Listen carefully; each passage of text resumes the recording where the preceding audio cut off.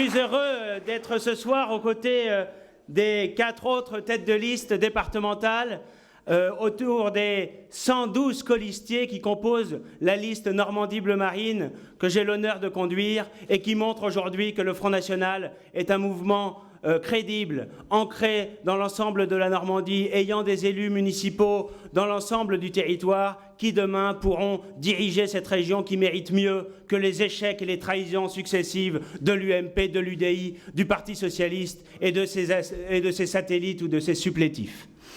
Mes chers amis, nous le voyons tous les jours, y compris sur la scène politique nationale, un vent de panique frappe nos adversaires.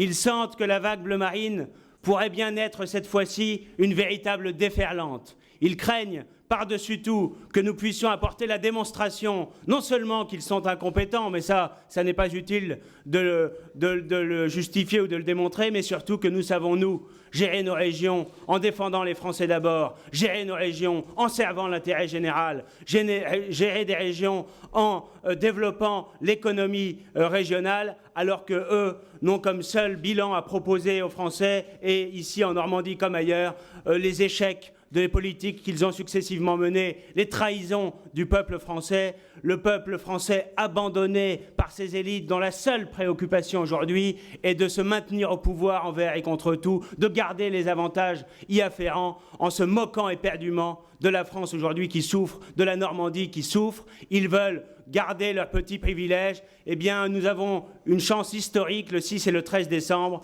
de leur montrer que nous ne voulons plus d'eux. Les Français ne veulent plus d'un parti socialiste qui a lamentablement échoué. Les Normands ne veulent plus d'un parti socialiste qui a dirigé la Basse-Normandie depuis 12 ans, la Haute-Normandie depuis 18 ans, en apportant le chômage de masse, la désolation, la casse sociale, la disparition des services publics. Mais ils ne veulent pas non plus d'un candidat de l'UDI qui, élu en 2004 au Conseil régional, a siégé 5 séances sur 28, empochant chaque mois son indemnité de conseil régional et ne prenant même pas la peine de se rendre 3 ou 4 fois par an dans l'enceinte de l'hôtel de région. Un candidat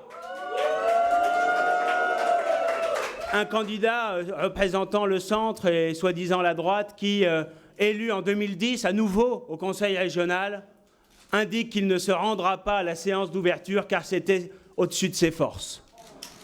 Celui qui a manifesté un mépris pour l'institution régionale, un mépris pour les Normands, un mépris pour le vote des Normands, y compris ceux qui avaient voté pour lui, et qui est totalement disqualifié aujourd'hui pour représenter la moindre alternative au Parti socialiste en échec, Hervé Morin, qui a été un médiocre ministre de la Défense et qui sera, soyez-en sûrs, si par malheur les électeurs lui faisaient confiance, un calamiteux président de région, incapable de redresser une région qui aujourd'hui souffre terriblement alors qu'elle a un potentiel, qu'elle a des énergies à libérer, qu'elle a une identité forte, une capacité à rayonner. Encore faut-il que nous ayons à la tête de la région Normandie réunifiée un exécutif bleu marine qui défendra réellement, concrètement tous les territoires, réellement, concrètement tous les habitants pour faire de notre région une région fière d'elle-même où il fait bon vivre.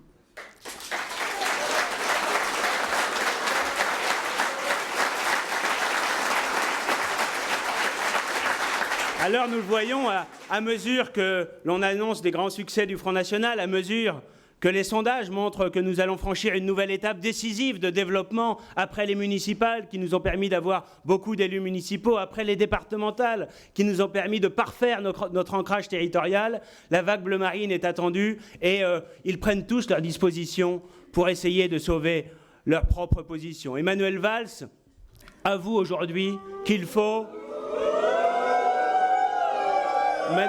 Manuel Valls avoue aujourd'hui qu'il faut assumer l'UMPS, c'est-à-dire qu'ils sont prêts à tout, y compris à fusionner leurs listes pour nous faire échec. Bien sûr, ils vont essayer tout ce qu'ils peuvent pour faire échec au Front National dans les régions comme le Nord-Pas-de-Calais, Picardie ou comme la région Provence-Alpes-Côte d'Azur.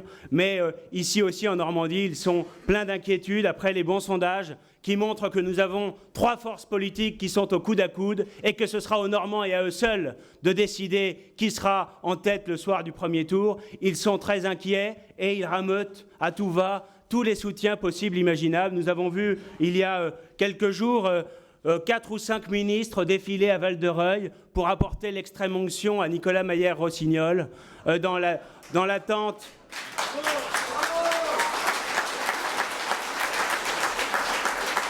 de la raclée électorale annoncée. Mais comme ça ne suffit pas, il a décidé aujourd'hui même de faire venir un soutien de poids à sa candidature au Conseil régional et nous avons vu arriver Robert Hue.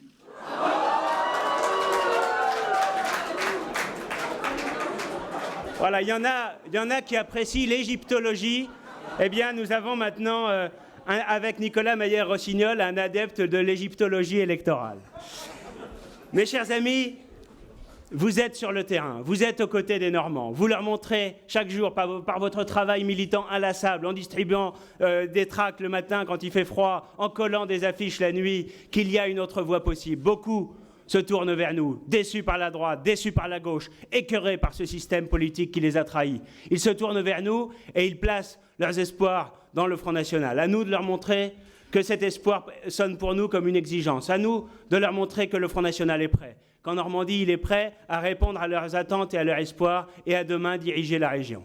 Nous avons 3 semaines pour convaincre, 3 semaines pour emporter l'adhésion des quelques points dans l'opinion publique qui nous manquent peut-être encore pour arriver en tête. C'est parfaitement possible. Il faut être sur le terrain partout. Je compte sur vous, je compte sur votre soutien. Je sais le travail admirable que beaucoup d'entre vous effectuent sur l'ensemble de ce vaste territoire qui est désormais la Normandie réunifiée.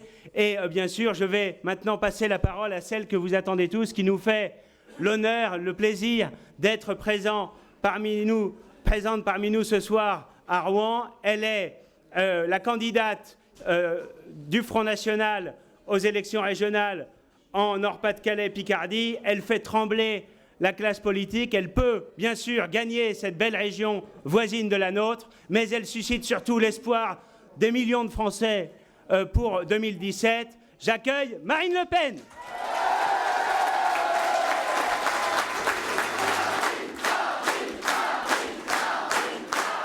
Bien, mesdames et messieurs, merci. Merci de cet accueil chaleureux.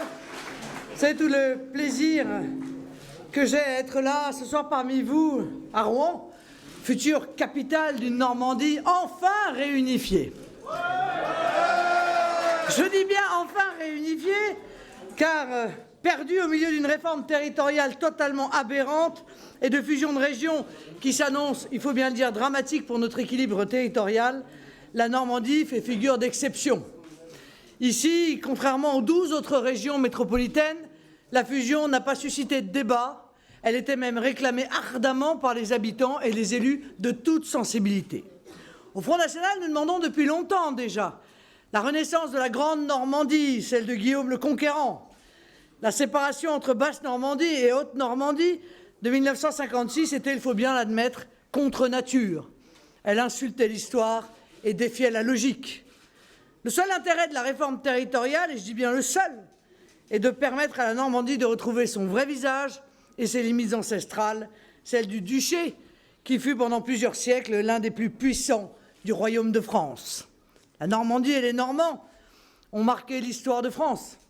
Des invasions vikings du IXe siècle au débarquement du 6 juin 1944, la destinée de notre pays s'est souvent jouée sur le sable de vos plages. À Rouen, Jeanne d'Arc faisait don de sa vie à la France et les flammes de son bûcher transportaient la pucelle d'Orléans au panthéon de nos gloires nationales. La Normandie, c'est aussi une identité à laquelle vous êtes attachés, une douceur de vivre, une manière de raisonner, une terre de paradoxes, à la fois rurale et ouverte sur la mer. C'est aussi un modèle d'assimilation. En effet, soumise aux raids vikings dès la fin du règne de Charlemagne, la région de l'estuaire de la Seine est progressivement colonisée par les hommes du Nord. En 911, le chef des Normands conclut un traité avec le roi Charles le Simple. En échange du comté de Rouen, il s'engage à devenir le vassal du roi de France et embrasse la foi chrétienne. Les Scandinaves adopteront les lois des Francs et deviendront les meilleurs défenseurs du royaume face aux dracars scandinaves. Adopter nos coutumes et notre mode de vie, protéger notre pays, voilà ce que nous demandons aux étrangers qui viennent s'installer chez nous, après nous en avoir demandé, évidemment, l'autorisation. Au Front National,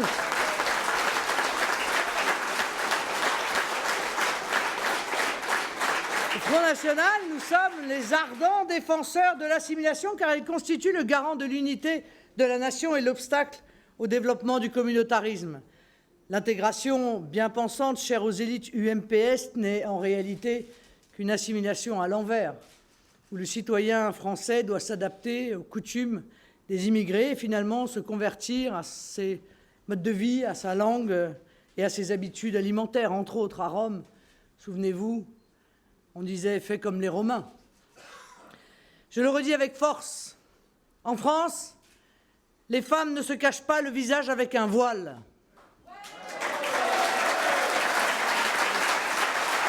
En France, la femme est l'égale de l'homme et n'appartient ni à son mari, ni à son père. En France, les prières de rue sont interdites. J'espère qu'on ne me traînera pas pour ce propos à nouveau devant un tribunal correctionnel. En France, la laïcité n'est pas une option, mais une donnée fondamentale. En France, le halal n'a pas sa place dans les écoles républicaines.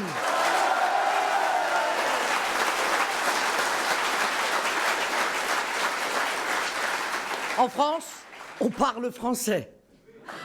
En France, on accepte les lois et les valeurs de la République. En France, la liberté d'expression est reine et le blasphème n'existe pas. C'est aussi simple que cela. Les Français sont ici chez eux et n'entendent pas vivre autrement.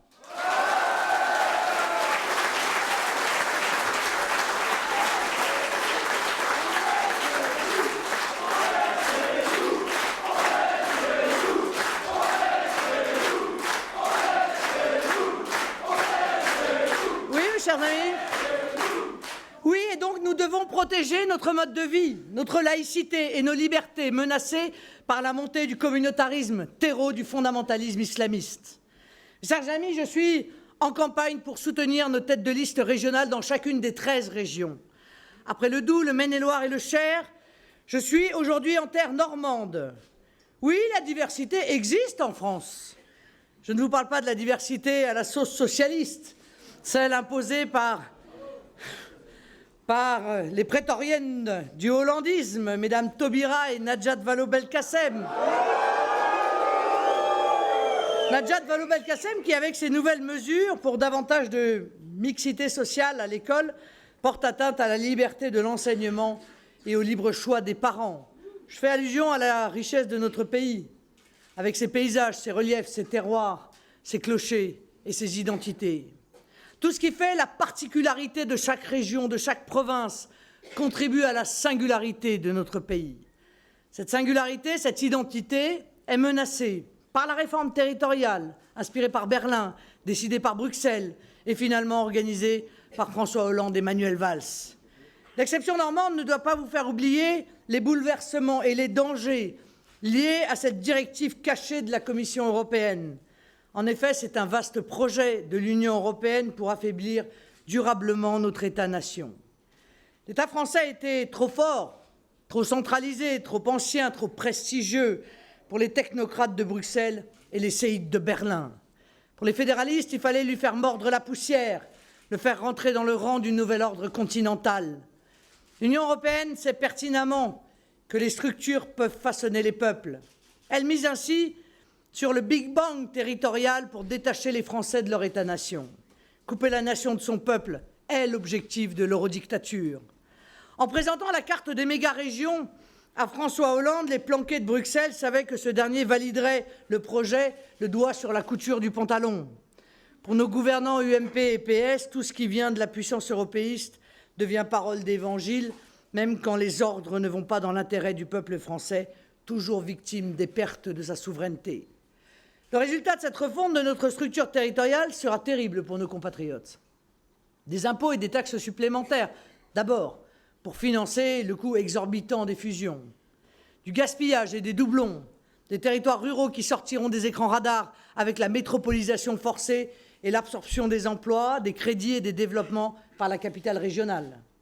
Au final, ce sera plus d'impôts, plus d'exclusion, moins de services et moins de démocratie, comme à chaque fois d'ailleurs qu'ils font une réforme. En Normandie, si l'UMPS garde le contrôle de la région, tout sera concentré au sein de la métropole de Rouen. Les territoires ruraux seront abandonnés à leur triste sort. En revanche, si le 13 décembre, vous élisez l'équipe Front National de Nicolas Bay, vous n'aurez pas une capitale régionale hégémonique, mais plusieurs centres et un équilibre entre les territoires. Avec nous,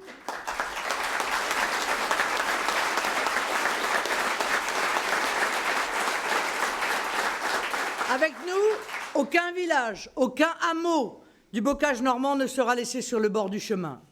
L'ensemble des décisions du Conseil régional bleu marine sera guidé par un souci d'équilibre des territoires face au démantèlement engagé conjointement par l'UMP et l'EPS. Nous privilégierons les bassins sacrifiés pour l'implantation des lycées, des services régionaux et des transports. Nous garantirons la justice en matière de santé avec la création de maisons médicales dans les zones manquant de médecins. Et le moins qu'on puisse dire, c'est que ces zones-là, elles ne manquent pas. Vous le voyez, mes chers amis, notre projet est clair et juste. Faire en sorte que nos compatriotes de la ruralité ne soient pas les grands perdants de cette réforme. Les technocrates de Bruxelles et leurs obligés UMPS militent pour un schéma qui sacrifie le citoyen au profit du consommateur. Ils privilégient la communauté de communes, la méga-région et l'Union européenne, des structures en réalité déconnectées et hors sol. D'ailleurs, la loi NOTRe, imposant les communautés d'agglomération de 20 000 habitants au minimum et qui privera les maires de leurs compétences en matière d'urbanisme, peut-être pour pouvoir mieux maîtriser l'installation des migrants, au bénéfice de l'intercommunalité, transformera les maires en simples officiers d'état civil et effondrera évidemment la démocratie dans nos communes. Au Front National, nous sommes les seuls à défendre le triptyque démocratique, commune, département, nation, qui assure la sécurité des Français et l'efficacité de l'action publique. Mais l'Union européenne ne veut pas s'arrêter là. Il projette et fomente d'autres funestes projets. La prochaine étape, déjà en gestation, est la création de grandes régions transnationales. Une grande Catalogne à cheval sur les Pyrénées, une grande Rhénanie enjambant le Rhin, un nouveau Piémont entre la France et l'Italie. Ainsi, l'Union européenne, soi-disant pour respecter les identités régionales, favorise l'indépendance de la Catalogne pour édifier son Europe des régions sur les ruines fumantes des nations. Mes chers amis, cette Europe cauchemar sera tout sauf démocratique. C'est un simple instrument pour donner le coup fatal aux nations et assurer l'hégémonie de la puissance bruxelloise. Les grandes régions seront trop fortes pour les nations, mais trop faibles pour lutter contre l'eurodictature. Elles seront définitivement soumises aux diktats et au chantage de la chancelière Merkel et de sa commission dite européenne. Alors ils imposeront l'austérité partout.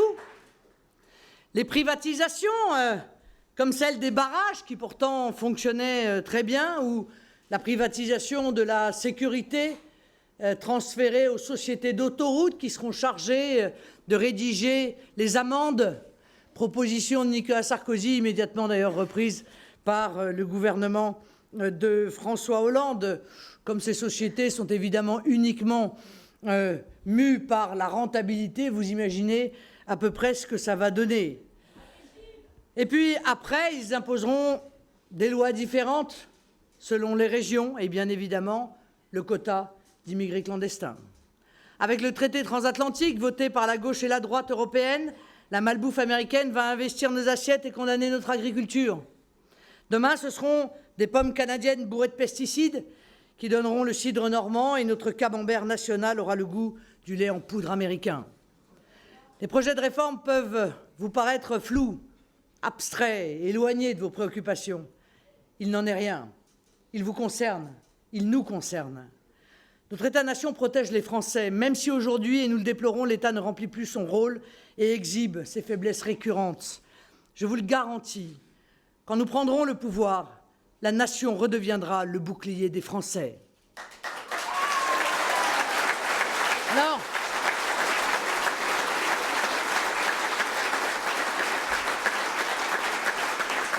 mes chers amis, nous ne le dirons jamais assez, ces élections régionales sont d'une importance majeure. Vous avez le pouvoir d'arrêter la machine infernale de l'européisme. Vous avez le pouvoir d'améliorer votre vie quotidienne en chassant ces incapables qui ont mené notre pays et votre région dans le mur.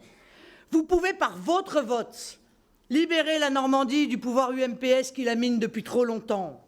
En effet, malgré tous les atouts de votre territoire, les deux régions socialistes et les départements UMP ou UDI ont collectionné et accumulé les échecs et les désastres. Échecs majeurs sur le front de l'emploi, avec un chômage au-dessus de la moyenne nationale, qui frappe plus de 20% de la population active de la région, toutes catégories confondues.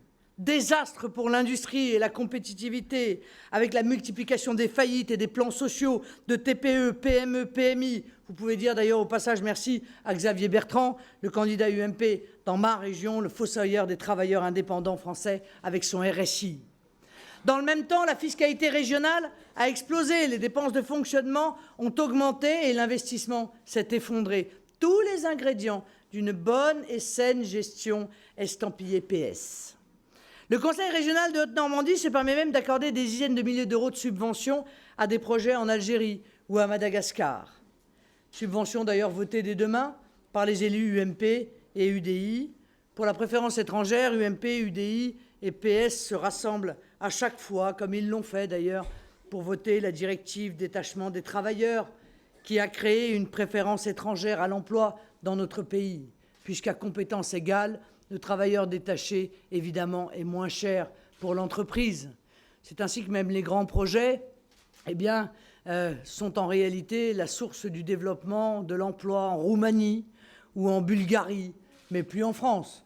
Pour vous donner un exemple, parmi tant d'autres, le terminal méthanier de Dunkerque, 60% de travailleurs détachés. Il est urgent de mettre un terme à ces dérives et de consacrer l'argent public régional aux intérêts fondamentaux de la Normandie et de ses habitants. Avec le Front national, le budget de la coopération internationale sera purement et simplement supprimé et réaffecté aux priorités régionales.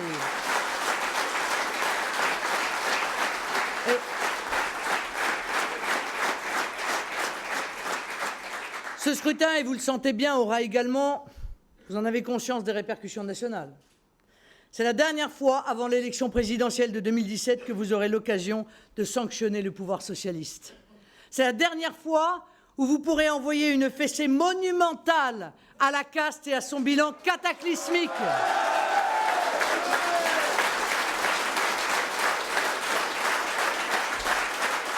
Ne vous privez pas de le faire, ils le méritent tellement.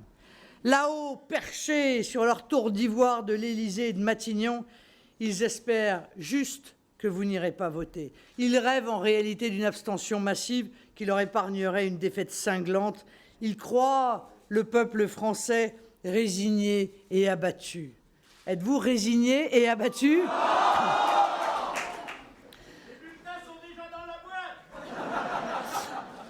Alors, moi je vous le demande.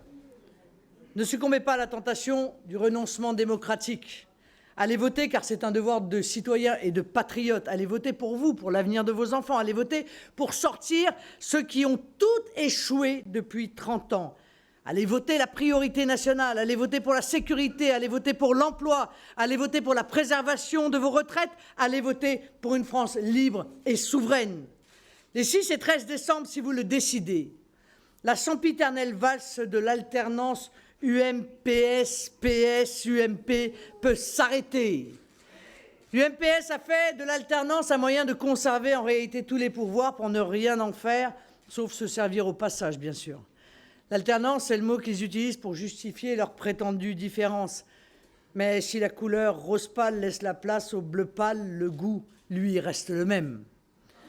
Voter pour l'alternance, c'est vouloir que rien ne change, c'est substituer une incapacité par une autre, une mauvaise gestion par une mauvaise gestion, les mensonges des uns par les reniements des autres. Même méthode, mêmes idées, même méthode, même idée, au point d'ailleurs qu'ils osent maintenant annoncer la couleur. Ah, enfin, la fusion, pourquoi pas, nous dit M. Valls. C'est l'UMPS décomplexé.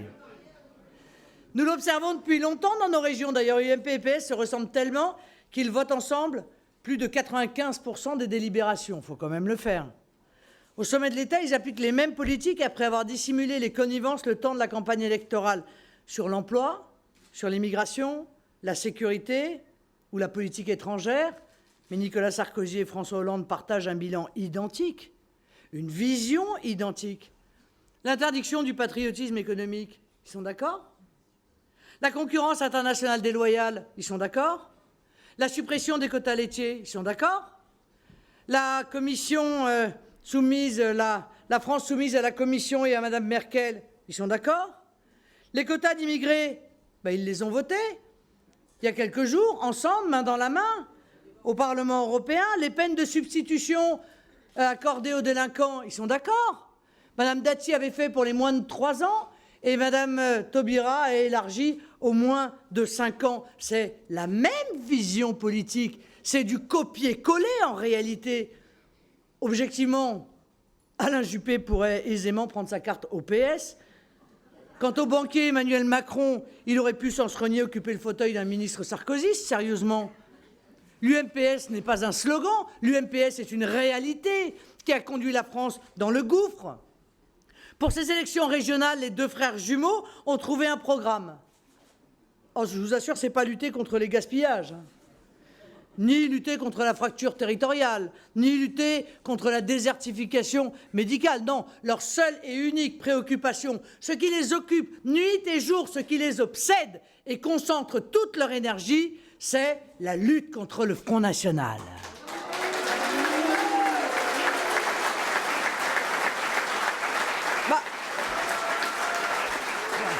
Comment ça? Vous n'aviez pas remarqué? Mais si vous souffrez de la crise, si vous ne trouvez pas d'emploi, si vous n'avez pas obtenu de logement social, contrairement à la famille de migrants qui vient d'arriver, si vous avez subi des violences dans le TER, si vous devez faire plus de 30 km pour vous faire soigner, mais tout cela est de la faute du Front National, bien sûr. Enfin, en fait, tout cela nous démontre avec éclat que nous sommes devenus le centre de la vie politique française. De plus en plus de Français adhèrent à notre projet et les élites UMPS paniquent.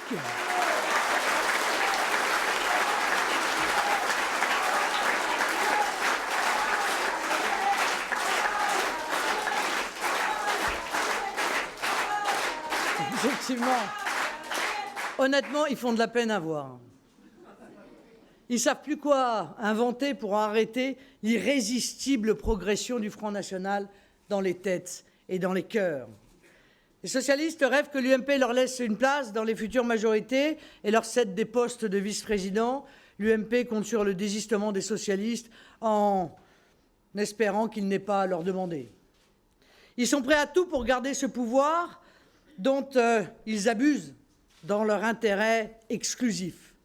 Ils feront tout, a-t-il dit, tout pour battre le Front National, car notre élection sifflerait la fin de l'indécente récréation. Le 13 décembre prochain, une victoire du Front National dans plusieurs régions serait synonyme de fin des privilèges pour la caste. Adieu les copinages, adieu les subventions communautaristes, adieu l'arrosage des associations à des fins électoralistes, adieu les baronnies locales et vive la révolution bleu marine.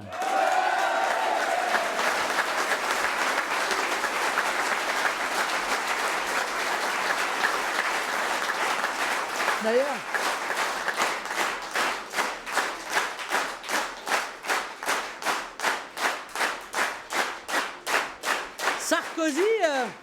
Sarkozy est tombé dans un trou. Bon. C'est Manuel Valls qui est devenu le chef incontesté de l'UMPS et qui est reparti en guerre contre le Front National. Il le fait d'ailleurs à chaque élection. C'est récurrent, ça en devient même un peu lassant, il manque un peu d'imagination. Il est entré aussi en guerre contre les élus du Front National, contre les militants du Front National et contre tous ceux, en réalité, qui s'apprêtent à voter patriote. Il a déclaré récemment que ce serait un drame si une région était gagnée par le Front National. Ben, un drame. Oui, il a bien dit un drame. Mais le véritable drame, pardon, dans notre pays, ce sont nos 7 millions de chômeurs et nos 10 millions de pauvres. Le véritable drame de la France, c'est 1,5 million de foyers de compatriotes qui attendent un logement social. Le véritable drame de notre pays, ce sont nos ouvriers sans usine, nos agriculteurs et nos petits patrons qui se suicident, nos jeunes sans perspective et sans diplôme, nos anciens aux retraites de misère. Le véritable drame, ce sont ces quartiers abandonnés à la loi des caïds, ces territoires où le communautarisme prospère, ces atteintes à la laïcité quotidienne. Le drame, c'est aussi la déferlante migratoire et ces 3 millions de clandestins qui s'apprêtent à s'installer en Europe d'ici 2017.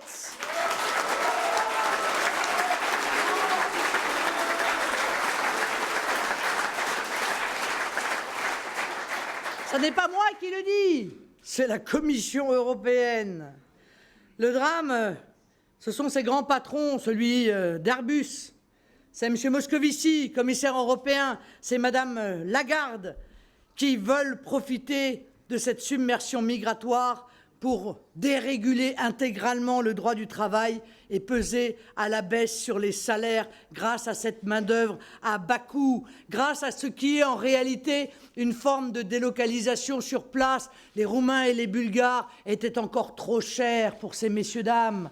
Alors, ce serait tellement bien si on pouvait trouver encore des travailleurs moins chers que ceux qu'on a déjà fait venir par l'intermédiaire de la directive détachement des travailleurs. Le drame, c'est l'abandon de notre souveraineté et notre soumission devant la chancelière allemande. Le drame, c'est cette caste politique arrogante et méprisante qui insulte 20, 25, 30% des Français. Mais pour Manuel Valls, François Hollande et Nicolas Sarkozy, le drame, c'est le Front National. Mais pourquoi nous craignent-ils à ce point? Pourquoi redoutent-ils tant notre accession au pouvoir? Mais tout simplement parce que nous ne sommes pas comme eux. Nous sommes tellement différents. Nous, contrairement à eux, nous appliquerons notre programme et nous aurons des résultats. Nous ferons tomber le dernier argument qu'ils utilisent, la peur du Front National. Ils ne cessent de nous accuser de surfer sur la peur. Non mais pardon, c'est eux qui surfent sur la peur du Front National en toutes circonstances.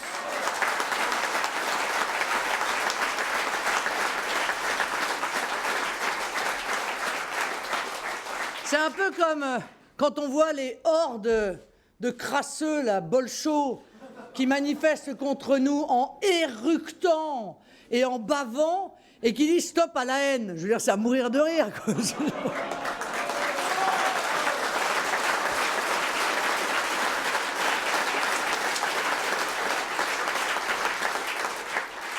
En fait, ça va faire tomber ce dernier argument et cet argument, honnêtement, il a déjà du plomb dans l'aile. Ils nous l'ont ressorti à chaque élection. Il n'y a qu'un malheur, c'est qu'il suffit de regarder le bilan de nos mairies bleu-marines. La caste médiatique et politique vous avez prédit l'enfer. Vous vous souvenez, la guerre civile à Fréjus, les sauterelles à Hénin-Beaumont, les ténèbres au Pontet, et j'en passe et des meilleurs. Ils avaient tous fait de l'hypothétique mauvaise gestion de nos maires des arguments de campagne. Les éléments de langage étaient ficelés, les dépêches AFP déjà prêtes à être envoyées. Eh bien non. Eh bien non, les résultats obtenus par nos maires ont douché leurs intentions et balayé leurs arguments. Depuis mars 2014, nos équipes municipales ont baissé les impôts locaux, ont mis fin au gaspillage, ont renforcé la sécurité et défendu les valeurs de la République et de la laïcité.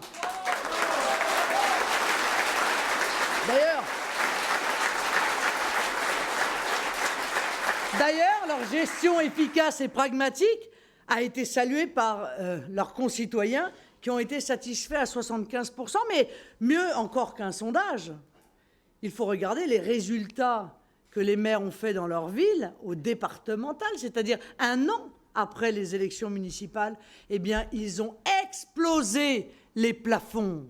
Ça veut dire que les habitants des villes bleu marine sont très heureux de leur équipe et de la gestion qui est mise en œuvre. Ah, bah oui.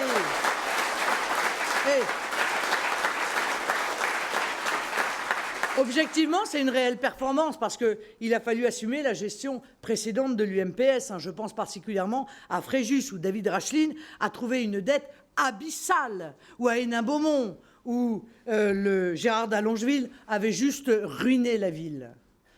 Comme la scène Manuel Valls, dès qu'on lui tend un micro, ils feront donc tout pour empêcher le Front National de gagner une région. Mais tout, c'est-à-dire tout même quoi?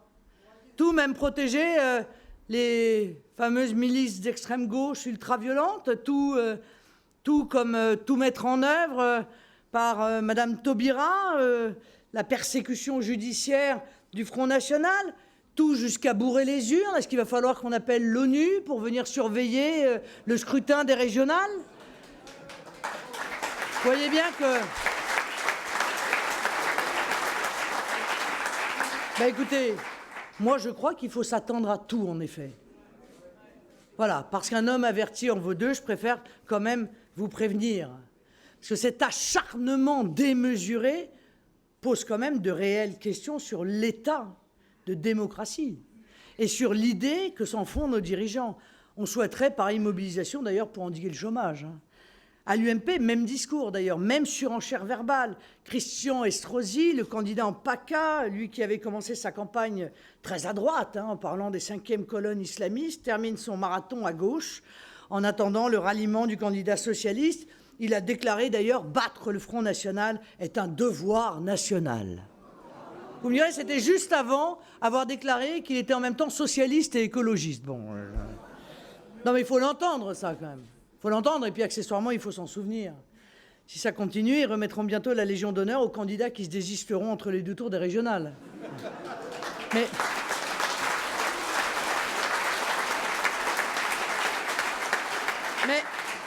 Mais qui sont-ils, ces gens-là? Qui sont-ils pour vous dicter quoi faire? Qui sont-ils avec leur bilan calamiteux pour s'arroger le droit de donner des leçons de démocratie et des consignes de vote au peuple souverain? La démocratie n'est pas leur jouet. Vous êtes le peuple de France. C'est vous qui détenez le pouvoir. Il est grand temps de le rappeler. Il est grand temps de calmer l'arrogance de cette caste qui se croit tout permis. En désespoir de cause, il lance le débat sur la compétence de nos futurs élus régionaux. Tiens, encore le procès en incompétence de l'UMPS.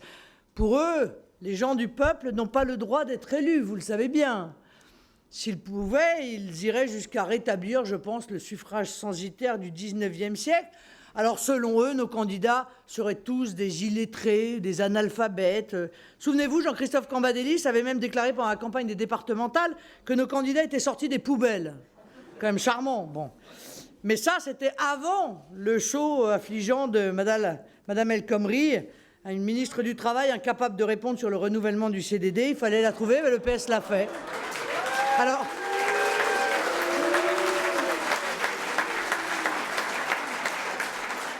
je rassure tout de suite celles et ceux qui peut-être s'inquiéteraient du niveau de nos futurs exécutifs régionaux. Ils seront nettement supérieurs à ceux du gouvernement.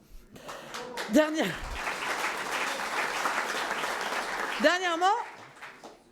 nous avons entendu Claude Barthelone, le président de l'Assemblée nationale et candidat PS en région Île-de-France. Ben oui, vous avez bien entendu, dans la République normale de François Hollande, le 4e personnage de l'État peut faire campagne dans la première région française. Tout ça est tout à fait normal. Donc pour M. Barthelone, le grand regret du quinquennat, c'est le droit de vote des étrangers. Accessoirement, aucun remords pour le reste. Ça en dit long d'ailleurs sur les priorités des socialistes. Le chômage, aucun remords. L'explosion de l'insécurité, aucun remords.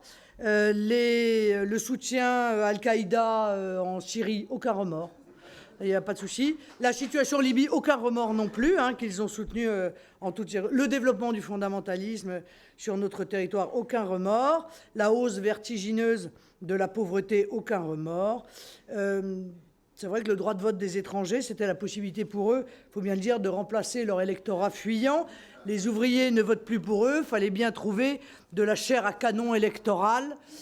Le peuple ne vote pas bien, ben, alors changeons le peuple.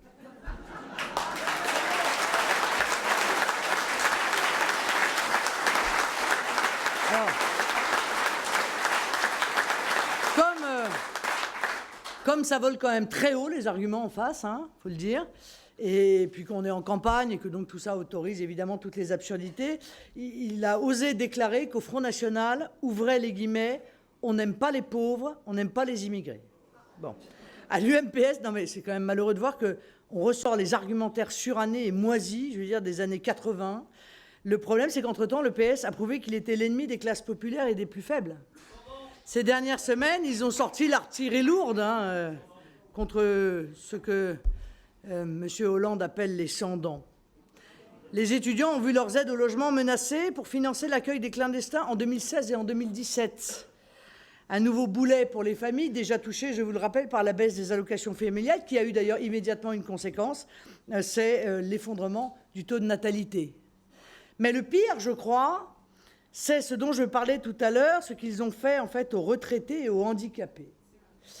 L'UMP avait commencé le travail, c'est M. Woerth qui était un peu à la manœuvre en supprimant la demi-part des veufs et veuves et parents isolés.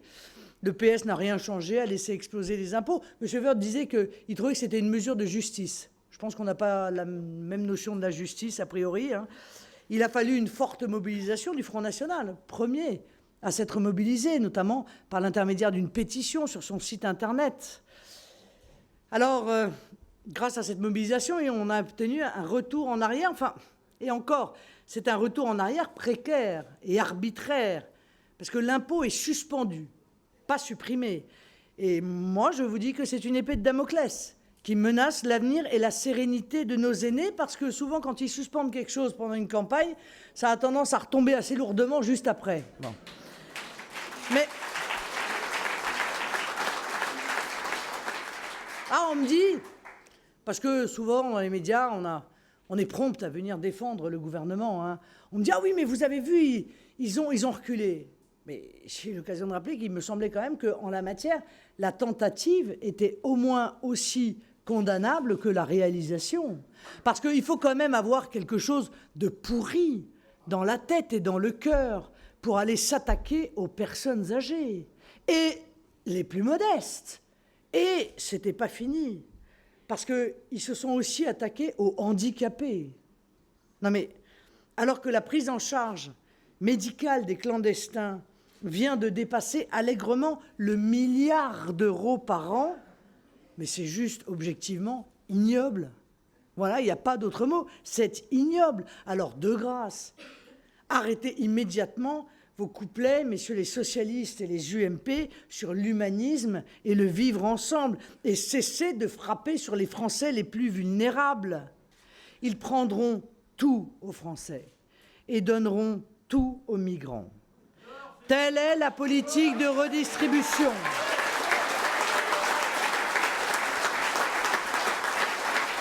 C'est même pas un jugement, c'est un constat. L'État-providence ne fonctionne plus que pour les clandestins. Nos compatriotes, handicapés, retraités, jeunes, sont les victimes, en réalité, de cette discrimination insupportable.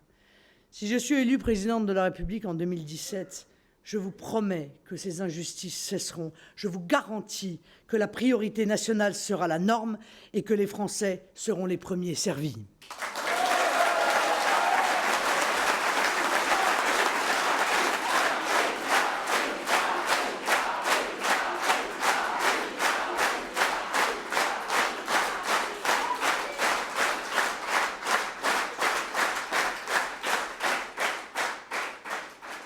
Ils sont étonnants quand même. Ils organisent la submersion migratoire et dans le même temps, ils dépensent une énergie folle pour essayer de le cacher aux Français. Jean-Pierre Raffarin et Yves Gégaud ont même théorisé la répartition dans nos campagnes des migrants pour repeupler les villages français. C'est d'ailleurs précisément la politique de peuplement qu'avait réclamé Manuel Valls et qu'ils sont en train de mettre en œuvre, la dissémination des migrants dans les villages et les campagnes. sans même d'ailleurs prévenir les maires. Hein. Un jour, le maire apprend que, le maire de village de 300, 350 habitants apprend que, eh bien, il va recevoir 50 clandestins. Ils sont en train de réquisitionner d'ailleurs toutes les places disponibles. Les places d'EHPAD, les centres de vacances des enfants, tout ce qui peut accueillir du monde et qui peut être libre va être au fur et à mesure réquisitionné pour pouvoir loger les migrants qui n'arrivent pas. Parce qu'on vous a expliqué sur toutes les télés et sur toutes les radios que personne ne veut venir en France. C'est pour ça d'ailleurs que le camp de Calais a triplé en l'espace d'un mois. C'est parce que personne ne veut venir en France. Voilà, pas de problème. C'est pour ça que la SNCF fait des notes en disant face à l'afflux exceptionnel de migrants. C'est parce qu'en fait, personne n'arrive. Voilà. En Normandie, Hervé Morin a même ouvert les portes de son village pour l'accueil des clandestins. Mais ce n'est pas de la générosité, c'est de l'irresponsabilité totale. Irresponsabilité, lâcheté, faiblesse, indignité, tant de termes pour qualifier ce parti unique UMPS à la dérive. Et nous sommes les spectateurs désabusés de leur laxisme. Du nord au sud, de Calais à Marseille, l'État PS impuissant ne parvient pas à restaurer l'ordre républicain et la sécurité. La France de M. Hollande est-elle encore un État de droit? C'est la question que nous pouvons nous poser à la suite des inquiétants événements survenus ces derniers jours. À Calais, vous l'avez vu, la jungle est devenue une zone de guerre, où les forces de l'ordre sont prises pour cible et chargées avec des barres de fer par les clandestins. Et pourtant, ils ont mis le paquet, je peux vous dire, en force de l'ordre juste avant les élections. Pendant plusieurs nuits, des groupes de clandestins ont violemment attaqué et même blessé des policiers. Ils terrorisent également les riverains, contraints de vivre barricadés chez eux, la peur au ventre pour se protéger des incursions. Calais est-il toujours un territoire de la République ou bien a-t-il été définitivement annexé par des migrants et leurs passeurs?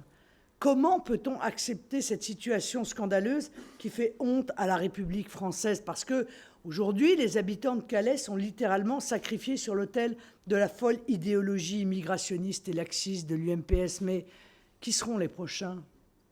Est-ce que les Normands, demain, ne verront pas dans leur port s'installer? Ceux qui, n'ayant pas pu passer par Calais, auront décidé de tenter leur chance pour rejoindre la Grande-Bretagne par d'autres ports.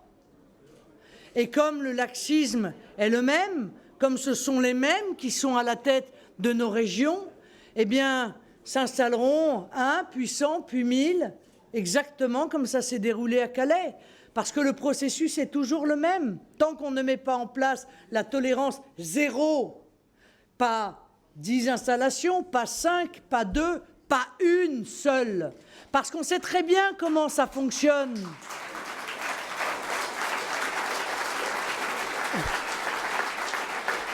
On sait très bien que 10 personnes s'installent, plantent des tentes, et puis après 100, et puis après 500, et puis les municipalités commencent à organiser les favelas, parce que c'est ça.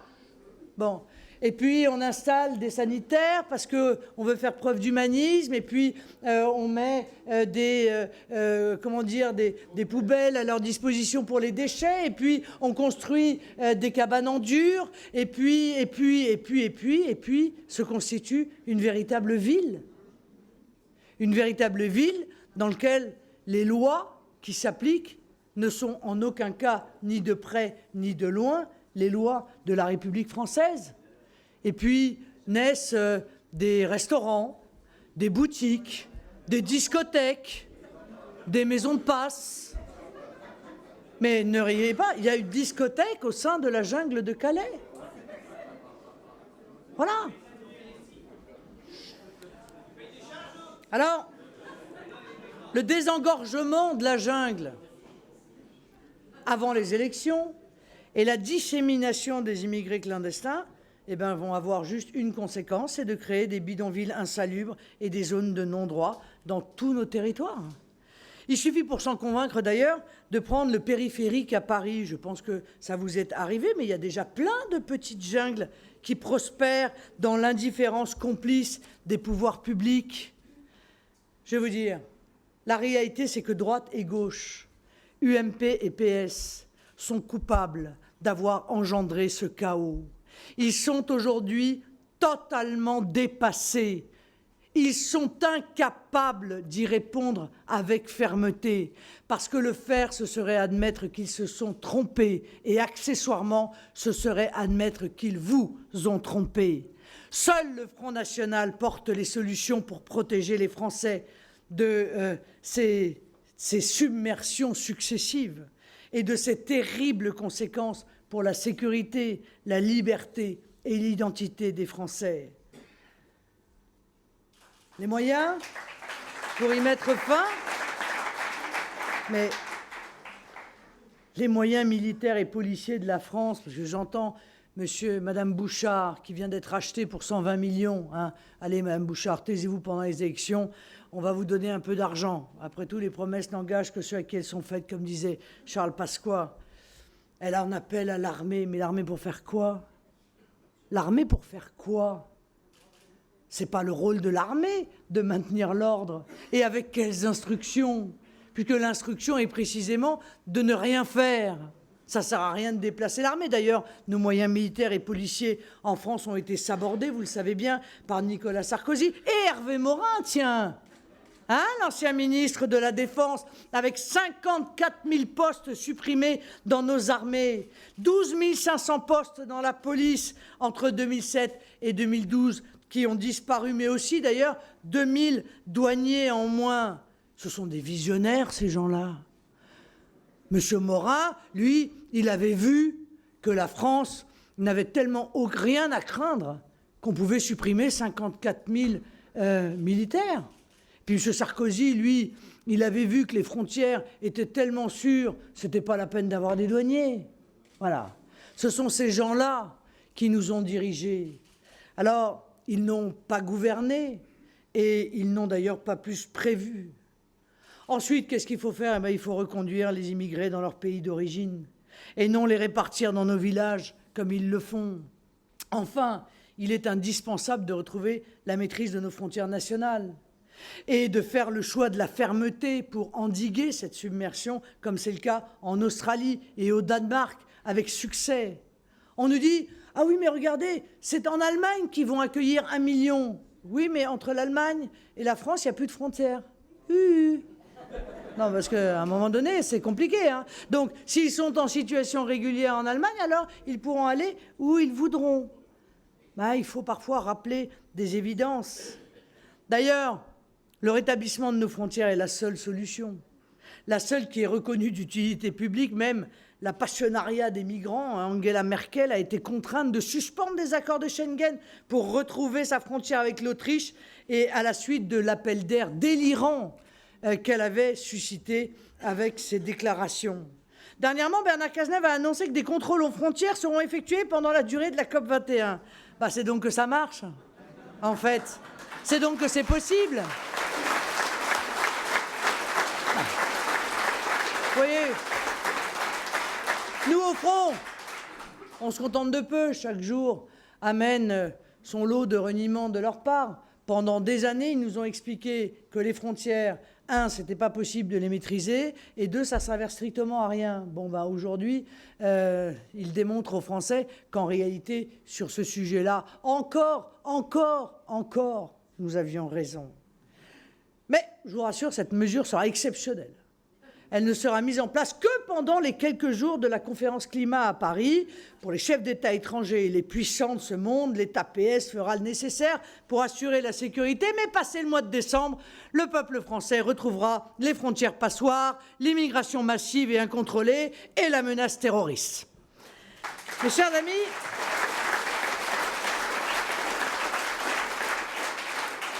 la submersion migratoire que nous vivons n'est pas conjoncturelle, comme ils aimeraient le laisser croire. Elle est en réalité structurelle. Ce sont des centaines de milliers de personnes qui arrivent, et ceci constitue le défi de notre temps. À la fin de cette année, 1 million d'immigrés seront entrés sur le sol européen. L'année prochaine, ils seront donc d'après les propos de la Commission, 3 millions. Et après, en 2017, combien seront-ils? 6 millions? 10 millions? Moi, je me souviens, en 2011, quand j'étais à Lampedusa, il n'était que quelques milliers. J'avais dit 2 choses. 1, ils seront, dans quelques mois, des dizaines puis des centaines de milliers. Et 2, il s'agit là, évidemment, d'une immigration économique, car l'immense majorité de ceux que je voyais, et même la quasi-totalité, étaient des jeunes hommes entre 20 et 30 ans. Elle est là, la réalité de l'immigration que nous subissons aujourd'hui. Ne rien faire est la pire des solutions et condamne notre pays à, en fait, priver les nôtres pour aider les autres. Sur l'immigration massive, le Front National est le seul parti qualifié, en fait, pour proposer des solutions justes, efficaces et humaines, et le seul à avoir le courage à les mettre en œuvre. Depuis quelques mois, j'ai averti nos compatriotes et nos dirigeants que cette immigration, encore une fois, était hors contrôle et que le réservoir était insondable. Insondable. Que chaque jour qui passait, chaque preuve de laxisme donnée, était une incitation supplémentaire au départ de nouvelles personnes. Certains nous disent « Ah, mais il faut faire confiance à Frontex. Regardez, Frontex va protéger les frontières de l'Union européenne. » Mais au-delà de l'inefficacité totale de Frontex, enfin, je pense que tout le monde, quand même, en est aujourd'hui conscient, mais il y a un problème de volonté derrière tout ça. En fait, l'Union européenne ne veut pas empêcher l'immigration. Je veux dire, il va falloir quand même s'en convaincre. Des structures et des rapports de l'Union européenne considèrent que nous devrions accueillir entre 100 et 150 millions d'immigrés d'ici 2030. Ils vous donneront 10 000 excuses pour pallier au défaut de natalité, pour payer nos retraites, enfin autant d'excuses plus bidons les unes que les autres. Mais comment allons-nous confier à l'Union européenne qui souhaite une immigration massive le soin d'empêcher une immigration massive? Alors ça discute. Ils discutent entre eux. Le problème, c'est qu'il n'est plus temps de discuter. Il faut agir, et il faut agir vite. Et nous ne pouvons compter que sur notre nation. Regardez la Slovaquie, débordée par 60 000 migrants en une semaine. Nous ne pouvons plus accueillir toute la misère du monde, car la misère est déjà chez nous.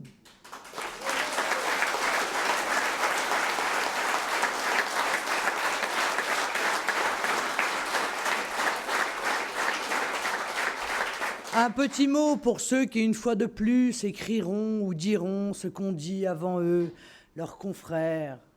Oui, mais ça n'a rien à voir avec la région. Ah bon? Ah bon, ça n'a rien à voir avec la région? Mais encore une fois, il va bien falloir les loger, ces gens. Il va bien falloir les transporter. Il va bien falloir les soigner. Il va bien falloir faire entrer leurs enfants dans les lycées, puisque l'éducation est gratuite pour les migrants clandestins. Tout ça a absolument tout à voir, non seulement avec les compétences régionales, mais également avec notre mode de vie, avec notre sérénité, avec notre sécurité. Je suis désolé de le rappeler.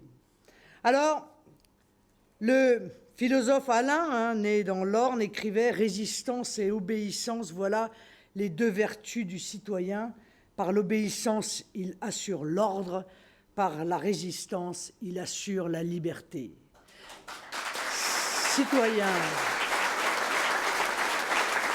Citoyens que vous êtes, déçus de la politique de l'UMPS, patriotes et républicains, il est temps pour vous de résister pour assurer votre liberté. Aujourd'hui, résister au système, c'est voter Front National. Le temps, mes chers amis,